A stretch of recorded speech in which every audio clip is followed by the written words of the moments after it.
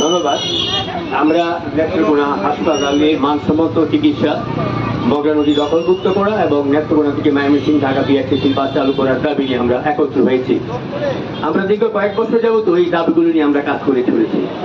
একটি কথা বলা হয়েছে যে নদী কমিশন যে আছে নেত্রকোনা জেলায়, এই কমিটির আমি একজন সদস্য।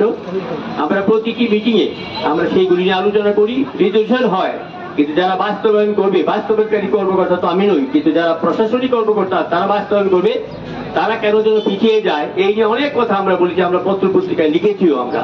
আমি মনে করি আজকে যে আমরা এইখানে মানববন্ধন করছি, সেটার যে আমরা যাবতীয় বিষয়টা জেলা প্রশাসনের কাছে আমরা তুলে দিব, তারপর দেখি তারা কি করে না করে, তারপরে বিকল্প ব্যবস্থা হিসেবে আমরা হয়তো সড়ক দখল করবো অথবা আমরা অনশন করতে পারি। আমরা অনেক কিছু আমরা করতে পারবো নেত্রকোনা উন্নয়নের জন্য। আজকে তরুণ ছাত্র সমাজ যে সমস্ত বক্তব্য বলেছে অত্যন্ত চমৎকার, তাদেরকে আমরা সাধুবাদ জানাই।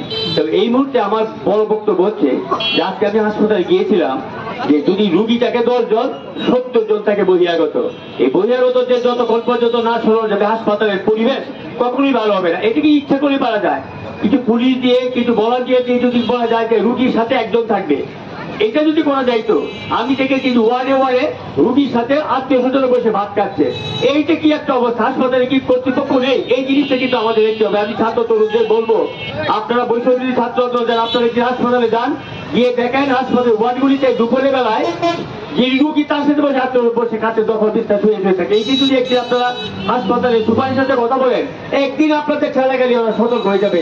আমি আবার এই আন্দোলনের একাত্মতা প্রকাশ করে আমার বক্তব্য শেষ করছি। সবাইকে ধন্যবাদ।